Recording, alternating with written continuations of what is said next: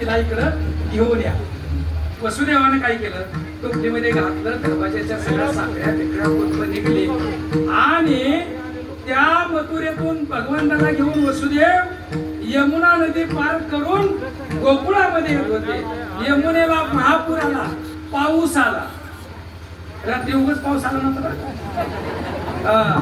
कारण जिथं भगवंत अवतार घेत असतो तिथं 4 थेंब कवण आपण पडतच असतात. बघा, 4 थेंब कवण आपण पडतच असतात. रात्री पाऊस इथं पडलाय, सगळीकडे कुठं पडला, आमच्या गावात नाही पडला पाऊस. इथं देव, इथं स्वामी प्रकट होणार होते ना, म्हणून इथं पाऊस पडलाय.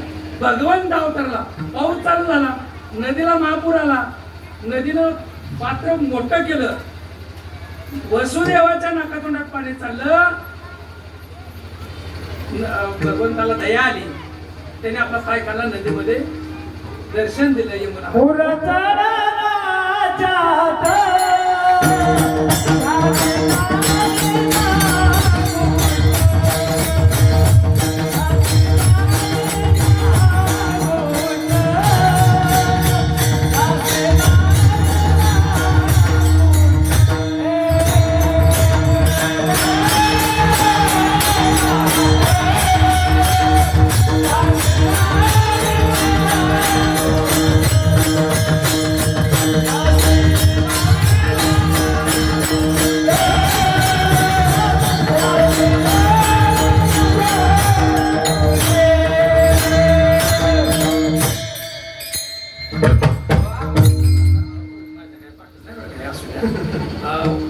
त्या ठिकाणी यमुने मातेमध्ये कृष्णाला पाय त्या ठिकाणी बुडवला, यमुने मातेने वाट करून दिली.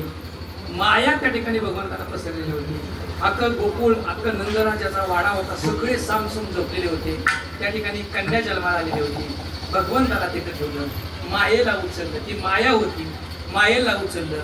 त्याच वाटेनं परत भगवंत त्या ठिकाणी वसुदेव घेऊन त्या नंदाच्या दरबारात आले.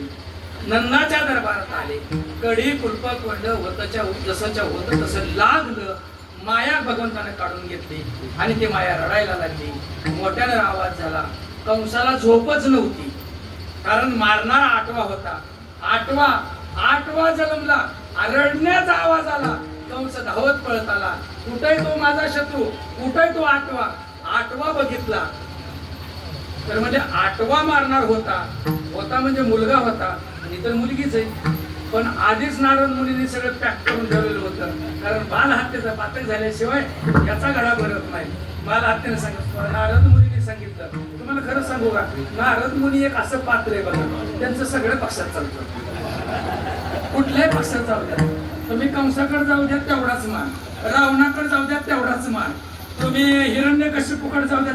आणि हे पात्र म्हणजे देवाच्या सगळ्या अवतारात जसंच्या तसं.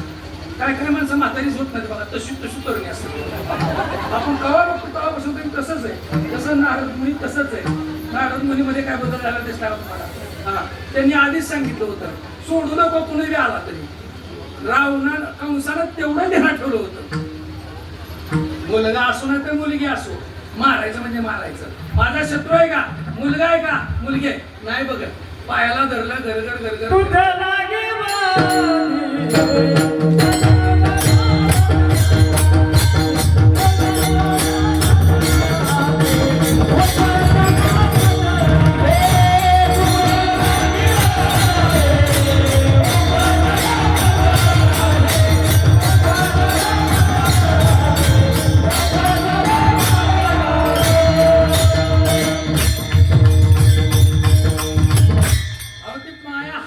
निष्ठून गेली.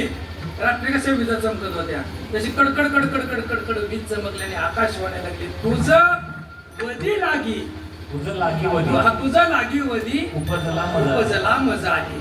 अरे कंसा, तू मला काय मारतो? माझ्या आधी तुझा शत्रू, तुला मारणारा, तुझा वध करणारा जलंधर आला. मग तर काटाच फुटला, कंसाचा काटा फुटला. आता थोडस आपण जरा शूटिंग बदलून आता एकाच ठिकाणची शूटिंग कुठवर घालायची.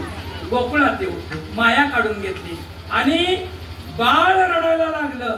कंसाला, नंदराजाला कित्येक दिवस बाळ, मुलगा झालेला नव्हता, लेकरू बाळ नव्हतं. खूप दिवसातनं झालं आणि झालं ते झालं. पोरग झालं. म्हणून यशोदा मातेला कळालं, नंदराजाला कळालं. अहो त्यांना कळसतोर ही बातमी सगळ्या नगरामध्ये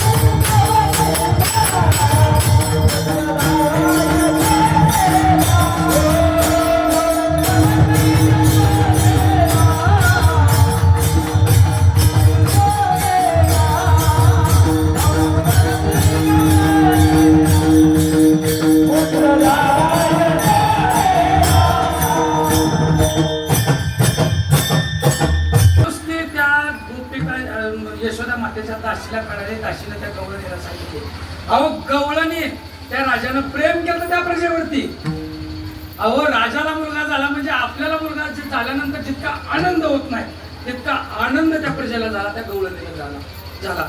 आणि गवळ आता तुम्हाला एखाद्या गोष्टीचा आनंद झाल्यानंतर तुम्हाला त्या आनंदाचा उत्सव किंवा त्या आनंदाचं समाधान तुम्हाला कधी लाभतं खरं सांगा बरं. आता तुम्ही एखादी 20,000ची पैठणी तुम्हाला इथे मिळाली समजा, दिली आमच्या चेअरमन साहेबांनी तुम्हाला दिली. त्या पैठणीचा तुम्हाला आनंद कधी मिळेल सांगा बरं. त्यावेळेस तुम्ही दुसऱ्याला दाखवण्यात जो आनंद आहे तो लिहिण्यात काय आनंद आहे, दाखवण्यात आनंद आहे. म्हणून आम्ही सगळं दाखवायसाठी ही जी सगळा पसारा मांडलेला आहे सगळं दाखवायसाठी. लक्षात घ्या, गवळणीला आनंद कशात होता, दुसऱ्याला सांगत. मला कळलं काय उपयोग आहे हो, दुसऱ्याला कळलं पाहिजे. माझ्या कानावर बातमी पडली, एक धावती एक पुढे. आणि नुसती कोरड्या बातम्या देत नव्हती. पूर्वीच्या काळामध्ये राजाला जर तुम्ही एखादी बातमी चांगली सांगितली, राजाला समाधान वाटत होतं, राजाला आनंद मिळत होता. राजा लगेच आपल्या गळ्यातला नवरत्नाचा हार काढत होता, लगेच त्या सांगण्याच्या गळ्यामध्ये टाकत होता. आता काय तुम्ही तसं करत नाही. तुम्ही काय सांगता, लोक काय सांगत बी नाही. आता खरं ही प्रथा चांगली होती बरं का. माणसं खरंच चांगल्या बातम्या सांगितली. लोक चांगल्या बातम्या लवकर सांगत नाही, ती वाईट बातम्या मात्र लवकर सांगितल्याशिवाय राहत होती. पण तो कृष्णाचा काळ होता, नंदराजाचा राजवाडा होता, नंदराजाचा दरबार होता. अहो कोरड्या बातम्या देत नव्हती. मग साखर वाटत होती, गोळ वाटत होती, सुंडवडी वाटत होती. एक धावती एकी पुढे, काठी वाटी सुंड वडे. गवळणीला सांगत होती. तिला सांगते दिवस उगवला आणि सगळीकडं एकच आनंद उत्सव. गुडिया तोरणे करती कथा गाती गाणे. मी अर्धा टक्का सुद्धा विषयांतर करणार नाही. गुडिया तोरणे करती कथा गाती गाणे. गुडिया त्यावेळेस उभारल्या होत्या कधी कृष्ण जन्माला आला. आम्ही गुड्या कधी उभारतो. आज आम्हाला सांगितलं जातं काहीतरी वेगळं सांगितलं जातं. गुड्या त्या काळात उभा केल्या प्रमाणे आमच्याकडं गुडिया तोरणे करती कथा गाती गाणे. का गाणी म्हणत होती, लोक कथा सांगत होती. त्याचा प्रसंग सांगायचा ना. पण तुला काय माहित नाही, मी पहिल्यांदा त्या कृष्णाला बघितलंय कसं आहे बाबा. पाहिला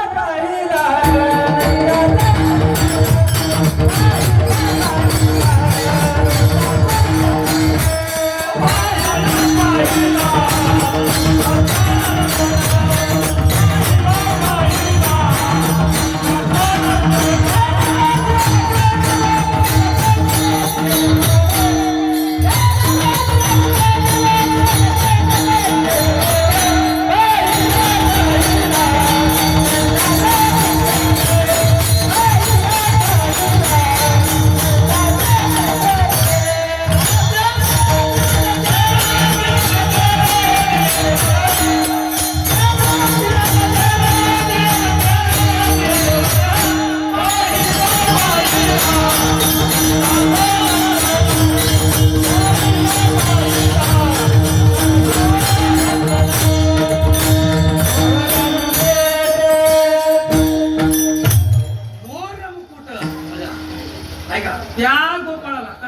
गोपाळ. अहो त्या गोपाळाकडे बघितल्यानंतर दृष्टीच खाली पडू दे वाटत नाही. पाहिला पाहिला आनंदाचा आनंद त्यानं माझं मन वेधलेलं आहे. मग सगळ्या तरण्या बाया जायच्या, म्हाताऱ्या बाया जायच्या, मुली जायच्या, ज्याला दिसत नव्हतं त्या सुद्धा म्हाताऱ्या जायच्या. म्हाताऱ्या बघितलं का कृष्ण? तिला नव्हतं दिसत, तिला काय नुसतं आपलं बाळ असल्यासारखं दिसायचं. म्हाताऱ्या बघितलं का? बघितला. किती चांगला आहे, खूप चांगला आहे, याच्यासारखं बाळच मी कोणी बघितलं नाही. म्हणजे नुसतं ऐकून सुद्धा वर्णन त्या भगवान श्रीकृष्णाचं करत होत्या. आनंद आनंद, दिवसभर आनंद चालू झाला. आणि ही बातमी, गोकुळातली बातमी मथुरेत कळाली. कंसाला भय वाटलं आणि कंसानं सभा भरवली. म्हणले आकाशवाणी झाली, माझा शत्रू गोकुळामध्ये वाढत आहे. कोण शत्रू आहे, कोण शोधल, मला चिंता वाटते. कंस मामा चिंतातूर झालेला होता. आणि असे अनेक सरदार त्या ठिकाणी, अनेक दैत्य त्या ठिकाणी उपस्थित होते. पुतना नावाची राक्षसीन उठली. म्हणले कंसा, राजा म्हणले तुम्ही घाबरू नका, कसलाही तुमचा शत्रू असू द्या, त्या शत्रूला पराभूत करण्याचं काम मी मात्र करणार आहे. आणि तुमचा त्या शत्रूचा निपात मी करून येते. कारण तिने योजना आखली होती. त्या कंसाला, त्या हा शत्रू जर म्हणले कंसाला मारणार असेल तर हा काही साधा सुद्धा नाही, त्याला मी फसवून मारते म्हणजे ही सगळी योजना सगळी त्या पुतनेच्या नावावर पुतनेनं स्वीकारली. आणि पुतना त्या ठिकाणी त्या यशोदा मातेच्या नंदराजाच्या दरबारामध्ये आली. दरबारात आल्यानंतर हे यशोदे, सुंदर असं स्त्रीचं रूप त्या पुतनेनं घेतलं होतं. हे यशोदे, यशोदा आली, तुला बाळ झाले ना? ते बाळ इतकं नाही म्हणजे साधं सुद्धा नाही, मग देव अवतारे, आम्ही स्वर्गातले, आम्ही एकत्र, आम्ही सर्वजण एकत्र आहे. मी स्वर्गातून आले आणि मला त्या बाळाला पाहायचंय, त्या बाळाला मांडीवर घ्यायचंय. आता सगळ्याच त्या गोकुळातली लोक त्या कृष्णाला बघायला येत होती. म्हणून यशोदा मातेलाही काय माहित नाही, अतिशय चांगल्या भावनेनं तिला आत घेतलं.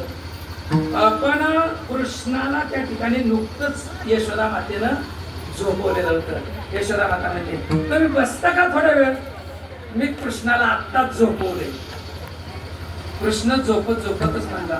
खरं कृष्ण काय झोपत नसतो बरं का, पण कृष्ण झोपतच म्हणता, यशोदा माझं पहिलंच गिऱ्हाईक आहे भवानीचं आणि तू त्याला थांबवली कशासाठी? कृष्णाने लगेच रडायला सुरू केलं. ए यशोदे, खोटं सांगते का मला? तो रडतोय तुझं बाळ, बघ मला त्याच्याकडे जायचंय बघ. मग यशोदेनं त्याला त्याच्याजवळ नेलं आणि काय कामानिमित्त यशोदा घरामध्ये गेली. तिथं फक्त पुतना आणि कृष्ण. पुतनेनं कृष्णाकडे बघितलं आणि कृष्णानं पुतनेकडे बघितलं. तुझ्या मनातली इच्छा होती ती इच्छा मी तुझी आज पूर्ण करतो. त्या पुतनेची इच्छा होती, ती पुतना बळीराजाची कन्या होती. आणि त्या बळीराजाची कन्या असताना त्यावेळेस वामन अवतारामध्ये त्या वामन स्वरूपाला बघितलं आणि त्या बळीराजाच्या कन्याच्या मनामध्ये भाव येऊन गेला की हा माझा मुलगा असावा आणि मी याला स्तनपान करावं. त्यावेळेसच देवाने सांगितलं, आता नाही म्हणले, आता नाही. कृष्ण अवतारामध्ये त्यावेळेस सांगितलं, तुझी इच्छा होती पूर्ण करायची ना, उचल मला आणि लाव स्तनाला. पुतनेनं उचललं आणि आपल्या स्तनाला लावलं. भगवंतानं स्तनपान केलं, दूध प्राशन केलं. पण ती राक्षसीन होती, भाव चांगला नव्हता, मारण्यासाठी आली होती. पहिलं गिराईक होतं, पहिला शत्रू त्या ठिकाणी कंसाचा आलेला होता. कृष्णानं नुसतं दूध पिला नाही, कृष्णानं पंचप्राण प्राशन केले. जीव व्याकुळ झाला. पुतना तशीच त्या दरवाजातून बाहेर पडली आणि स्वस्वरूप प्रकट केलं आणि हवाई मार्गाने भली मोठी अशी पुतना नावाची राक्षसी झाली आणि हवाई मार्गाने कृष्णाला घेऊन चालली. बडा मोठा आवाज केला, सगळीकडल्या सगळ्या लोकांना कळालं कोणतरी एक राक्षसी नाही आणि आपल्या कृष्णाला घेऊन चालली. यशोदा मातेला कळालं, यशोदा माता पळत आली. पण भगवंताने तिचे प्राण घेतले. भल्या मोठ्या लांब मोठ्या जंगलामध्ये जाऊन त्या पुतनेचा वध झाला. अनेक जणांनी त्याला अनेक लाकडं गोळा केली आणि त्या पुतनेचा त्या ठिकाणी संहार केला. भगवंत आहे तो. मेल्यानंतर कुठल्या प्रकारचं वैरत्व तो भगवंत ठेवत नाही. तो संदेश आपण घ्यायचा आहे. काय घ्यायचं असतं कीर्तनातून? काय घ्यायचं असतं प्रवचनातून, काय घ्यायचं असतं भगवंताच्या चरित्रातून, हे घ्यायचं असतं की एकदा व्यक्ती मयत झाला, मृत झाला की पुन्हा त्याच्याबरोबर असणारं शत्रुत्व ते संपवून टाकायचं असतं. भगवंतानं ते शत्रुत्व संपवलं, म्हणून सायुज्य मोक्ष त्या पुतणेला तो प्रदान केला. पुतना मेली, एवढ्या मोठ्या राक्षसाचा वध झाला ही बातमी कंसाला कळाली. कंसानं अनेक राक्षस सुरले, फक्त एकाच सांगतो आणि मी पुढे जातो, कारण मला 12:30चं टायमिंग दिलेलं आहे. 12:30 वाजता मला संपवायला सांगितलेलं आहे. 12:30च्या पुढे अर्धा मिनिट सुद्धा जात नाही.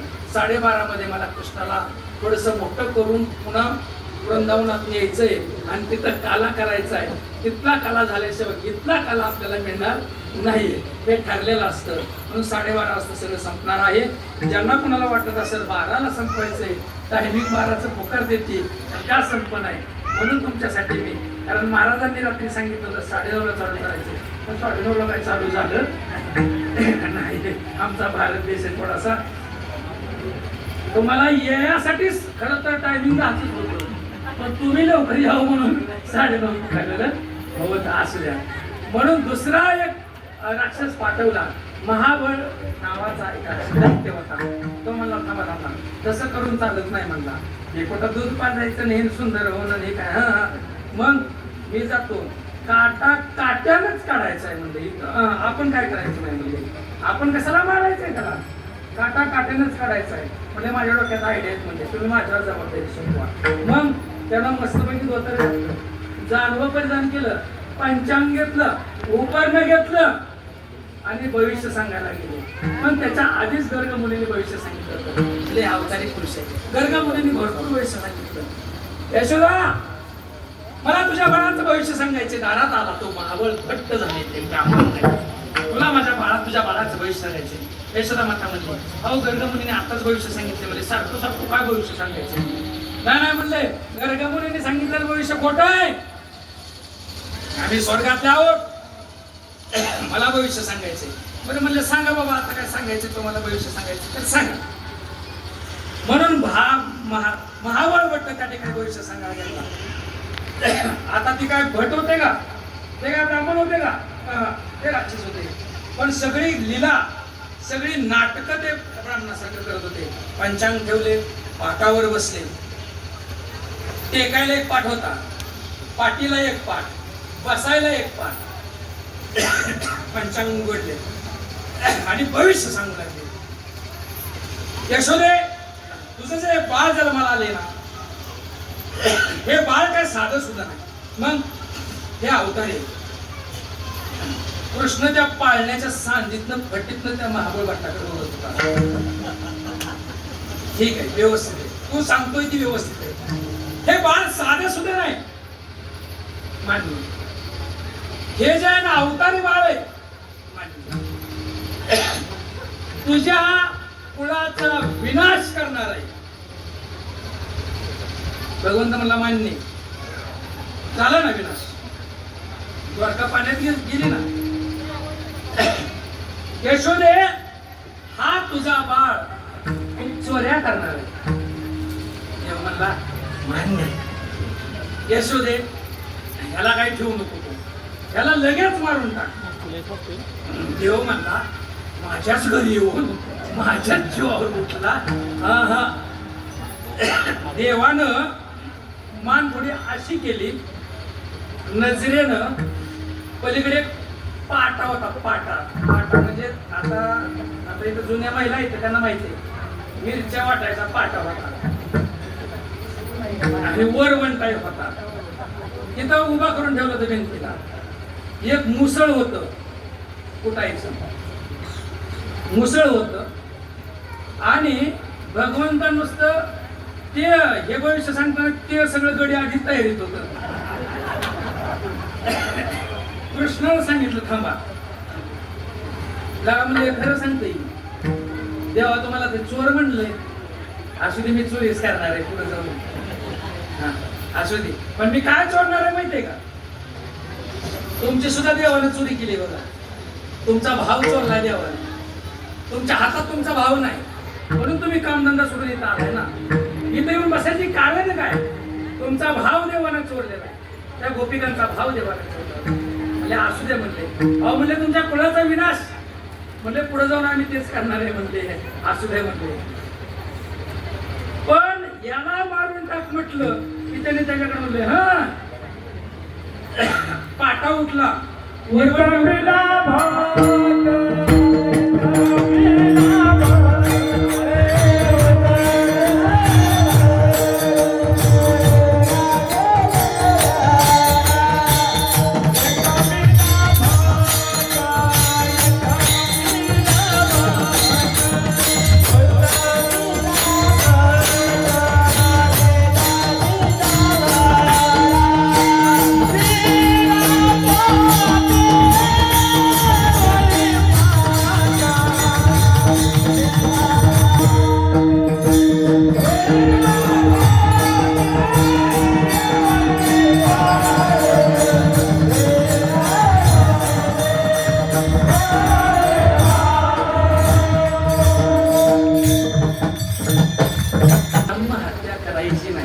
भगवंताची किती शिकवण चांगली आहे बघा.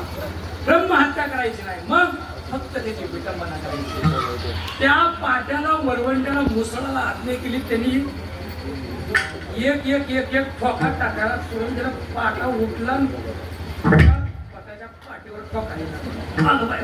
काय लागतंय हे तर माणसं तर कोणी दिसत नाही. मग घरातल्या सगळ्या वस्तू बाकीच्या होत्या त्या म्हणजे आम्ही काय मांजर मारले त्या एक एक एक एक उठल्यात. हा त्यानं आपलं पंचांग उचललं, धोत्राचा कोचा. आता ती काही कीर्तनकार होता का रोज धोत्र घालून यायला? त्यानं तेवढ्या दिवसापुरतं धोत्र घातलेलं होतं. यातनच करत आता असं करून कोचा पायात अडकून येणार. आव तो पळायला लागला की पाय खोच्यात अडकला. आता पाय खोच्यात अडकला की नवीन धोत्र घालणारा लगेच त्याला काय होते.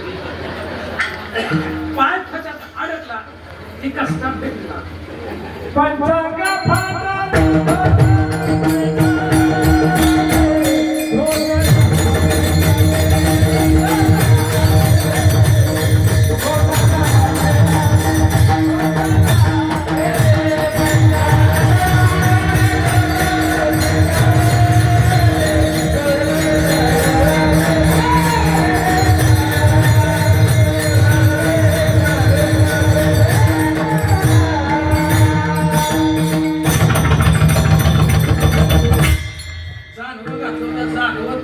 पंचांग फाटलं, धोतर बी फिटलं. आणि तसाच अख्खा रिकामा पळत कंसाच्या दरबारात. कंसानं अनेक राक्षस पाठवले. सगळ्या राक्षसाचा भगवंताला निपात केला.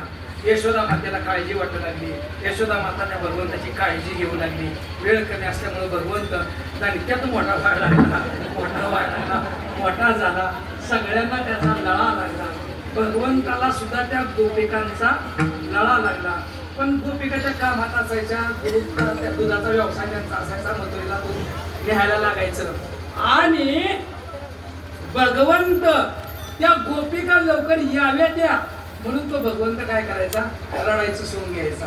पण काही प्रयत्न केल्या, यशोदा त्याला खायला न्यायची.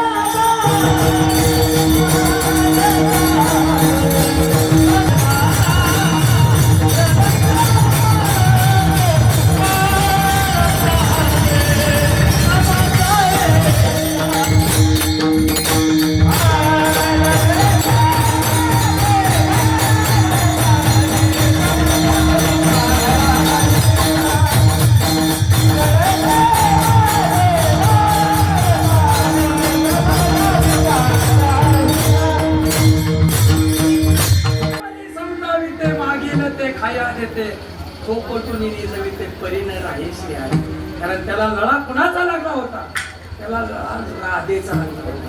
राधा आली, राधा आली आणि यशोदा राधेला म्हणाली, राधे राधे राधे राधे जय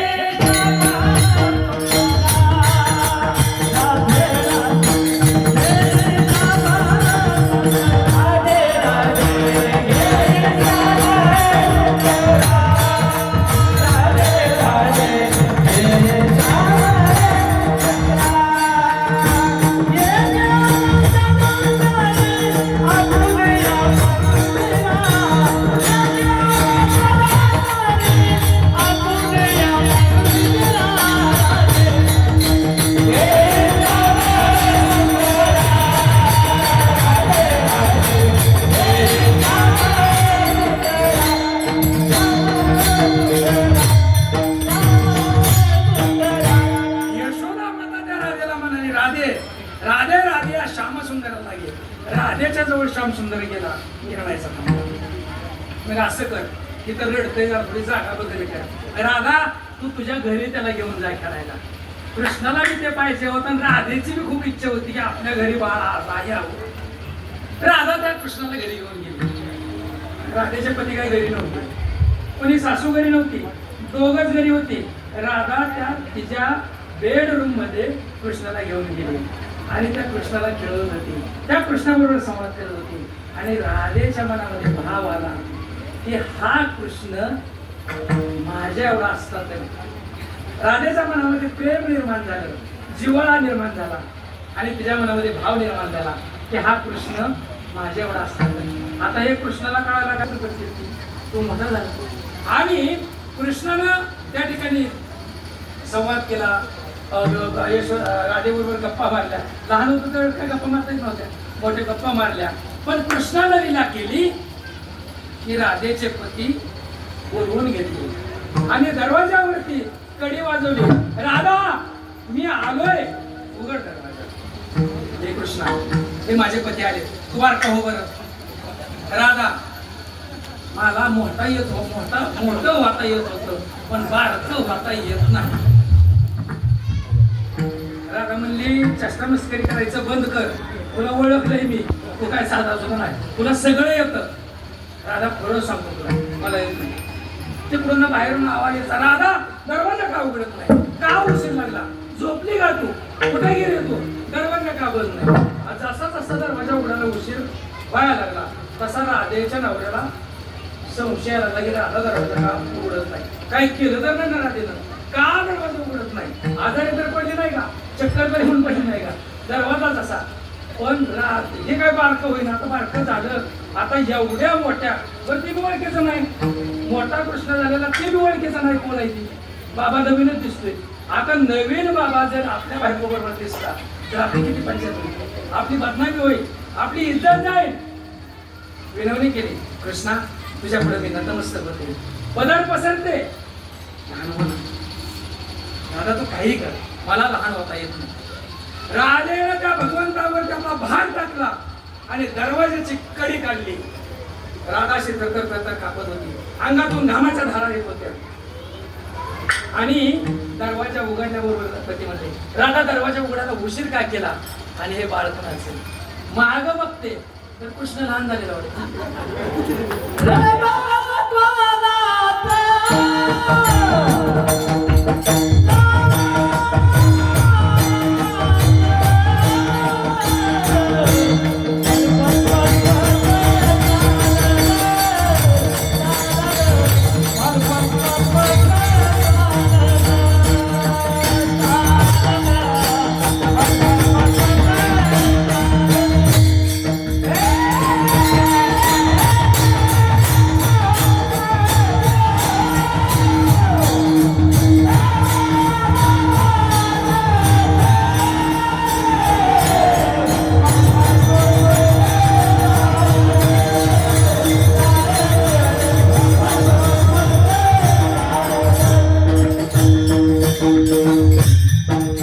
लीला केली, त्या प्रसंगात राधा सुटली आणि कृष्णालाही त्या प्रसंगाची गंमत वाटली, मजा वाटली. कृष्ण मोठा झाला. कृष्ण म्हणता यांच्या सगळ्यांच्या अशाच मजा करायला पाहिजे म्हणून कृष्ण हळूहळू हळूहळू त्या प्रत्येक गोपिकाच्या राधेच्या घरी गेली. ते म्हणजे की दुसरी आली लगेच जवळची. ते म्हणजे तिच्या घरी त्यांना पाठवलं तर माझ्या घरी पाठवा की, तिच्या घरी जा, ह्याच्या घरी जा, त्याच्या घरी जा. पण ही घरी गेल्यानंतर ते बारकं होतं तरी एवढी खोडी केली, एवढी लिला केली. थोडा मोठा झाला मग काय खोड्या करायला बारके केलं, कमी केलंय काय. मग घरी गेला की मग पूर्वीच्या काळात त्या गोकुळामध्ये दह्या दुधाचे मोठे मोठे माठ असायचे, ताकाचे माठ असायचे, दुधाची मोठी मोठी पातेलं असायची. आणि मग कृष्णाने तिकडे जावं, उगाच ते पातेलं ढकलून द्यावं, उगाच माठ तो फोडावा. आणि फुलं आपण चाललं व्हायच्या टायमाला वाटते 5 मिनिटं बरं का, बाहेरच्या बाजूला सगळे वाटून घ्या, इथं फक्त राहू द्या. 5 मिनिटामध्ये तुम्हाला मी फुलं वाटायची सूचना करतो. आणि कुणाचे माठ फोडायचे, कुणाच्या चोऱ्या करायच्या वगैरे असं करायचं. मग सांडलं मग सासवानी खवळायचं की या पोराला कशाला आणलंय घरी, याने किती मोठी नासाडी केली. मग कधी कधी त्यांच्या डेऱ्यातलं ह्याच्यातलं खायचं. मग त्याच्याबरोबर त्या सगळ्या गोपाळांची त्या कृष्णाबरोबर ओळख होत होती.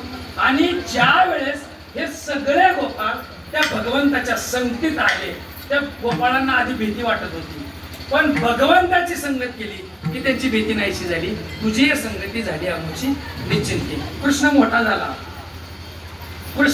झाला की कृष्णाने ठरवलं की यांनी जे बघितलं नाही ते यांना दाखवू. नाही देखील ते मिळे भोग सुखाचे सोहळे. आपला अभंग पुढं चालला. त्या गोपाळांना कृष्णाचा लाळा लागला, त्या गोपिकांना कृष्णाचा लाळा लागला.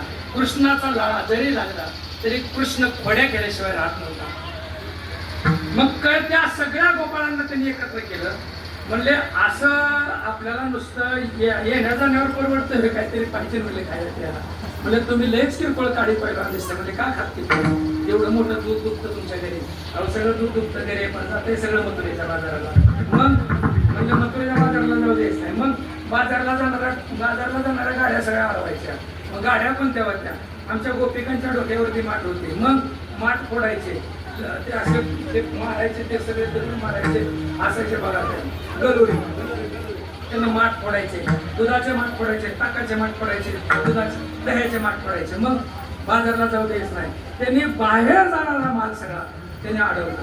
आता आपल्याकडे बाहेरून येणारा गॅस बीस सगळा माल कसा बंद झाला, तसं मथुरेला जायचं सगळं बंद करून टाकलं.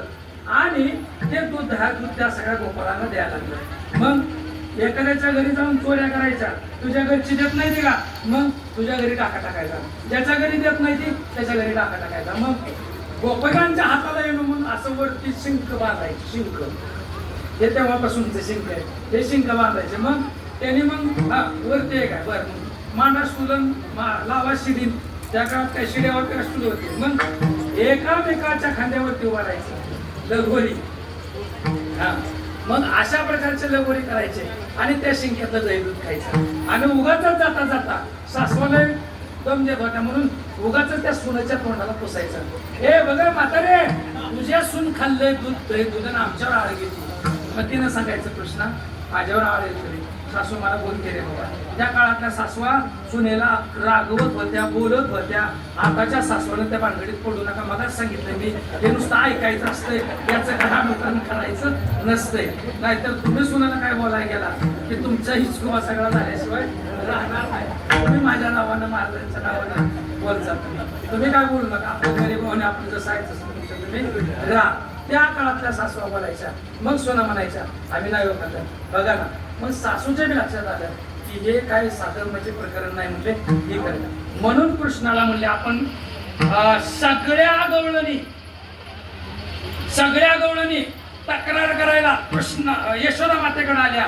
आणि यशोदेला तक्रार सांगू लागला, यशोदे तुझा हा कृष्ण आमच्या घरी येतो आणि आमच्या घरी नासाडी करतो. तुम्ही किती तक्रार केल्यानंतर यशोदेला खरं वाटलं सांगा बरं, किती खरं वाटत. यशोदा म्हणजे आमचं बाळ तसं नाही किंवा आवाजामध्ये बदल झाला, आमचं बाळ तसं नाही. मग आमचं बाळ नाही पडायचं. यशोदे आता ती राणी, राजाची राणी होती यशोदा माता. तिला कृष्णानं केलेल्या खोड्या विश्वासच नव्हता. जावा माघारी तुमच्या सुना खातात, तुमचीच पोरं करतात, आमचं बाळ अजिबातच खोड्या करत नाही, असं जसं प्रत्येक आईला वाटतं, जसं प्रत्येक आईला वाटतं तसं यशोदा मातेला वाटायचं. एक म्हातारी होती, म्हातारी म्हणजे दाखवती होती म्हणजे त्याला पुरावा असल्याशिवाय, पण तिनं कृष्णाला तिच्या घरामध्ये पकडलं. पण ती तिचा पती सांगत होता ह्याच्या नादाला लागू नको, हे काय ती चित्रवाळ असतं मोठ्याचं असतं, अवद्या आपलं काय यंदा खाल्लं हे थोडं मोठं जाणतं झाल्यानंतर अशा काय गोड्या करणार नाही. नवरा सांगत होता, पण बायका त्याच्या नवऱ्याचा ऐकणाऱ्या बायका होत्या का त्या काळातल्या? आकाशाचा विषय सोडून द्या तुम्ही. नाही म्हणले खरं खाऊ द्या, पण म्हणले खरं खोटं केल्याशिवाय नाही. त्यानं प्रश्न धरलं, सापडला म्हणले आता तुला, आता सोडत नाही. धरलं यशोदा मातेकडे गेलं. नवरा सांगायचा नेऊ नको, राजाचं असतं, मोठ्याचं असतं, आपल्याला यांच्या राज्यात राहायचं असतं. ती म्हणजे तिला दाखवत होती, तिला नाक उचलून बोलत होती, म्हणजे आमचं बाळ असं नाही, आमचा बाळ तसं नाही. मग चला म्हणली, कृष्णाला धरलं. पण आता बरंच अंतर होतं तिच्या घरापासून. मग एका हाताने धरून धरून हात अवघडला होता म्हणून तिनं हात फक्त बदलला. फक्त हात बदलताना कृष्णानं आपला हात काढून घेतला आणि तिच्या नवऱ्याचा. त्या दिवशी आपण महाराजांनी सांगितलं बघा, विषयी विसर पडेला. तिला विसर पडला होता, कृष्णमय झालेली होती ती म्हातारी, ती सुद्धा गोपिकाच होती, कृष्णमय झालेली होती. आपण आपल्या नवऱ्याचा हात कधी धरलाय, पण ती नवरा बी असंच होता, खात नव्हता, वाढून गेला होता, कृष्णाचाच मागचा झालता. तिनं तिच्या नवऱ्याचा हात धरला. वर चल चल तुला दाखवते, खोटा बोलतो. तिला वाटायचं कृष्ण सगळ्या गावाला दिसायचं, नवरा यायचा. यशोदे चल, काल जर नाक उचलून बोलत होती, नाकानं वांगी सोडत होती, माझा बाळ कसा करत नाही, नक्की पुरावा. यशोदा घरात कळतच आली. म्हणजे काय झालं, कोण कालवा करतोय, कुणाची तक्रार आहे? म्हातारीनं बघितलं, यशोदे तुला वर वर मान करून बोलत होती ना, योग बघ म्हणले, योग तुझा कृष्ण मी करून आणलाय. कृष्ण तिच्या मागणी लगेच आला. कोण आहे का आई, कोण कालवा करतोय आपल्या राज्यात? म्हातारीने कृष्णाला बघितलं, म्हणले इथं कृष्ण हातात कोण आहे, तुम्ही कधी हातात आला? अगं बाई तुला मी तेव्हापासून सांगत होतो, हा कृष्ण नाही, मी आहे, मी आहे, तू थोडंच ऐकते.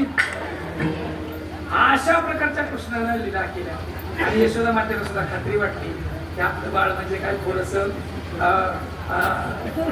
दिसतंय, म्हणजे पड्या करते. थोडा मोठा कृष्ण झाला.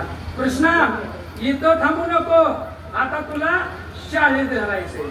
लय पोरगं वळवळ करायला गेले की मग कुठं जाऊ द्या, जाऊ द्या शाळेत. आता आम्हाला बरीच पालक म्हणते की ना रविवारची सुट्टी घेत जाऊ नका का, पोरगडी लय ताप देते. कोरोनाच्या काळामध्ये बऱ्याच पालकाचे फोन आणायचे, फोन यायचे, कधी शाळा चालू होती सांगा का, घरी लेकरं ऐकतच नाही.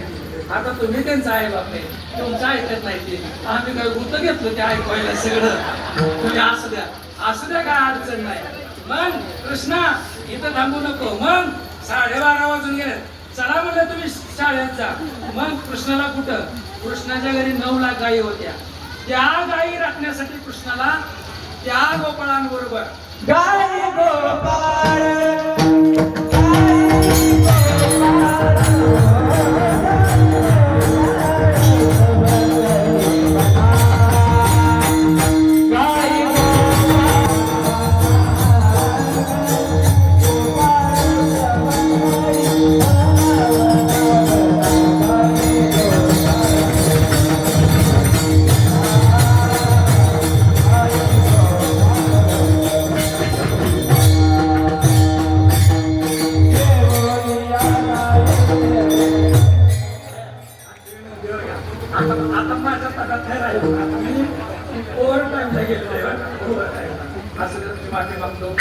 स्वामींचं चरित्र प्रकट दिन अशा गोष्टी असल्यामुळे त्याच्यावरती जास्त विस्तृत बोलता येत नाही.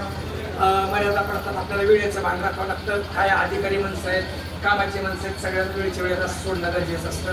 मी सर्वांची मागणी मागतो. प्रमाण फक्त सिंगलच एकटा म्हणलं तरी चालतंय, कारण प्रमाण हे त्याचं अलंकार आहे. या कीर्तनाचा अलंकार प्रमाण आहे. जसं महिला अलंकार तुम्ही घालता, प्रमाण तर अपेक्षित आहे, पण सिंगल म्हणा. त्या गायी गोपाळ सगळे घेऊन त्या ठिकाणी वनामध्ये गेले. पण वनामध्ये गेल्यानंतर सुद्धा भगवंताला काही लीला करायच्या होत्या. भगवंत तिथं विटी, दांडू, चेंडू, फळी, लगोरी, गलोरी अशा प्रकारचे खेळ त्या ठिकाणी खेळत होता. पण आपल्याकडे सगळ्यात प्रिय असणारा क्रिकेटचा खेळ भगवान कृष्णाने खेळला. भगवान कृष्णाचा क्रिकेटचा खेळ म्हणजे भगवान कृष्ण म्हणजे काय बॉलिंग करणार होते का? भगवान कृष्ण बॅटिंग करणार होते. बॅटिंग भगवान कृष्णाने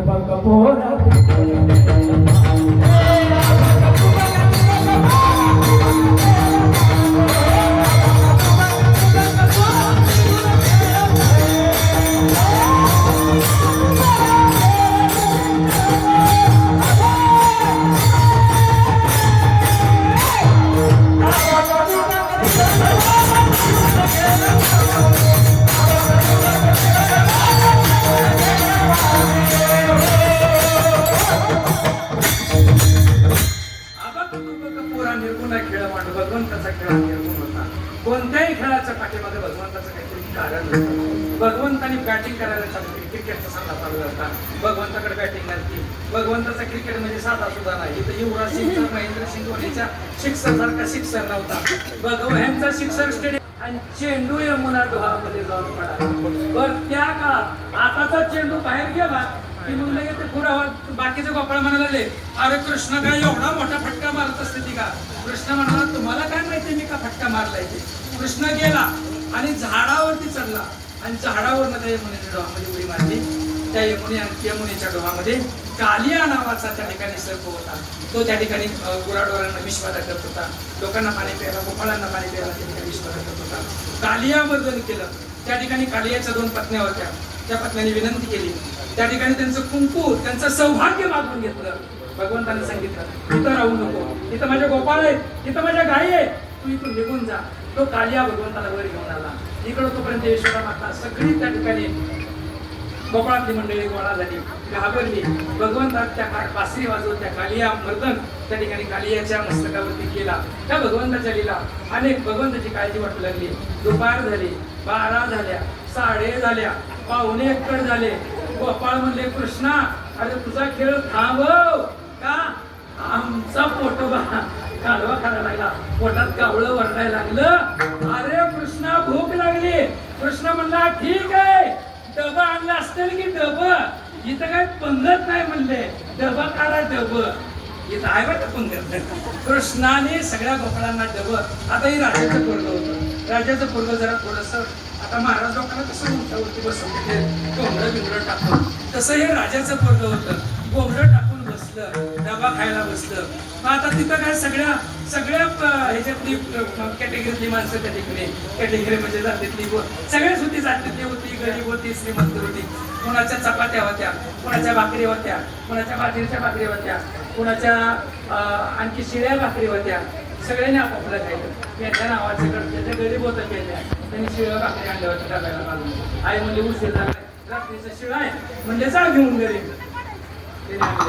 भगवंताचा डबा म्हणजे काय साधा डबा होता काय तिथं? पंचपक्वानाचा डबा भगवंताचा. भगवंत बसला, पेंड्या उठला, देवा माझी तक्रार आहे. अरे काय तक्रार आहे? डबा आणला नाही का तू? नाही मी डबा आणलाय. मग पण माझी भाकरी शिळी आहे. आता त्याला मी काय करू? मी काय करू म्हणजे मी शिळी भाकरी खावी ही इच्छा कुणाची आहे? ही तुझी इच्छा आहे ना? मग देवा तुझी घोंगडी चांगली चांगली आम्हा का दिली? अरे आमच्यावरती शिळ्या भाकरी खायची वेळ तू आणली. मग कोणी कोणी आता आम्ही बघतो ना शाळांच्या मुलांच्या डबे चेक करायला गेलो ना, हे डबे आणा. मग विशेषतः मुली बघा, डब्यामध्ये चुरमुर, डब्यामध्ये पोहे, डब्यामध्ये शिरा, उपीट असतात. अरे बाबा उपीट काढलं, पोहे काढले, चुरमुरे, डबा झाला नाही. तसं त्या भगवंताकडे सगळ्या प्रकारचं पेंड्याला सांगितलं, भगवंता हे चालणार नाही. मग तू जे खातो ना ते आम्ही सुद्धा खायचा अधिकार आहे. म्हणून आमच्या वारकऱ्यामध्ये कुठला मतभेद नाही. महाराजाला जे जेवण असतं तेच वारकऱ्याला जेवण असतं, बेकाराला तेच असतं, पोलिसाला तेच असतं, चहा ऐकणाऱ्याला तेच असतं.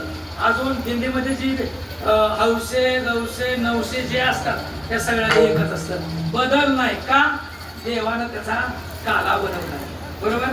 मग असं करा, मग आमच्या आचार्याला बोलवा, मोठं पातेल आण म्हणा त्याला इथं, म्हणून मोठं पातेल तिथं भगवंताने मागवलं होतं. तिथं आधीच तयारी करून ठेवली होती. मोठं पातेल आणलं. भगवंताने सांगितलं सगळ्या गोपाळांनी आणलेले डबे या पातेल्यामध्ये टाका. या पातेल्यामध्ये डबे टाकले आणि या पातेल्यात डबे टाकले आणि सगळ्यांचा काय केला, काला केला. तो काला भगवंतानं गोकुळात केला, तो काला वृंदावनात केला, तोच काला आमच्या संतांनी इथं केला, तोच काला आम्ही इथं या ठिकाणी आम्ही काय करतो आहोत. म्हणून आम्हाला ज्या भगवंतानं काला दिला, ज्या संतानं तो काला आमच्यापर्यंत पोच केला, त्या संतांचं मोठ्या प्रेमानं भजन. ज्ञानेश्वर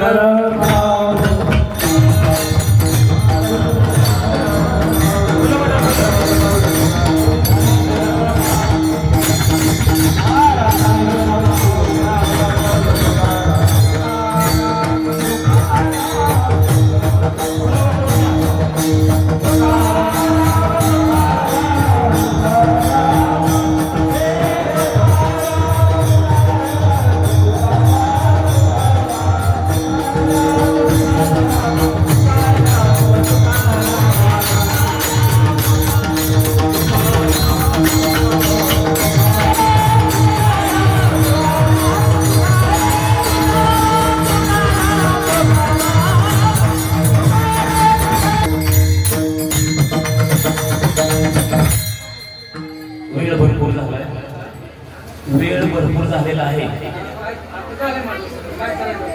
आता काही नाही, फुलं टाकून घ्या आणि नंतर अभंग म्हणून दहीहंडी फोडून घ्या. आजच्या चाली सर्वांना विनंती आहे, सर्वांची माफी मागून सांगतो, शेवटची चाल ही आम्ही कट करतोय. वेळ भरपूर झालेला आहे. माणसं अर्थात सर्व भाविक उन्हामध्ये उभा आहेत. आजूबाजूला सर्व बसलेले आहेत. त्यांच्या हातामध्ये नंतर दहीहंडीचा कार्यक्रम होईल. जे विठ्ठल होईल, आरती कट केलेली आहे, कॅन्सल केलेली आहे. अर्थात चाल शेवटची कॅन्सल केलेली आहे. आरतीच्या अगोदर परत टाळकऱ्याने फक्त 2 मिनिटं तुषार वाघे यांचाच सन्मान या ठिकाणी करण्यात येत आहे. याच्यामध्ये अध्यक्ष, उपाध्यक्ष, सचिव सर्व या बॉडीतील सर्व या आपल्या या सर्व स्वामी भक्ताच्या वतीनं आपल्या समोर असणारे या पडद्यामागचे सर्व अधिकारी आणि सर्व स्वामी भक्त या सर्वांच्या मार्गदर्शनाखाली हा संपन्न झालेला हा सोहळा आणि त्याच्यामध्ये अनेक मान्यवराचे सत्कार आपण ठेवले होते. परंतु मगाशी काही 2 मिनिटापूर्वी आपल्याकडे अशी सूचना आलेली आहे